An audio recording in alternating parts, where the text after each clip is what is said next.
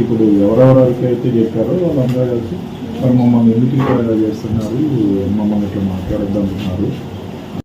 మాకు ఏం సరిగ్గా మాట్లాడలేదు, పూర్తి బాధ్యతలు కూడా నాయే. ఇట్లాంటి పరిస్థితి మాకు వచ్చింది సార్ ఈ రోజున.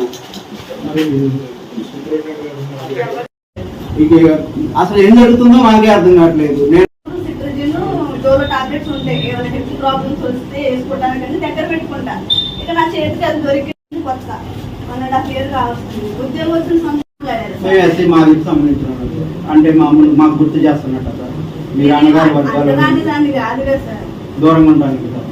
మేము మా ఇవన్నీ మాట్లాడారు. సరేలే అనుకున్నాం. మళ్ళీ నన్ను కాకుండా మాట్లాడతాను, నేను పని చేయనా అంటే లేదమ్మా నువ్వు అలా ఉండవు, నీ బిహేవియర్ అలా ఉండదు, నువ్వు అలా ఉండవు, నువ్వు పని చేసే మనిషివి, నువ్వు తప్పు చేసావు, నువ్వు ఇది తప్పు రాసావు, ఇది కరెక్ట్ చేసుకో, సరే మిస్టేక్ అయింది సరి చేసుకో అంటే నేను కంపల్సరీ సరి చేసుకునేదాన్ని. నాకు కొంచెం టైం ఇచ్చినా సరి చేసుకున్నాను.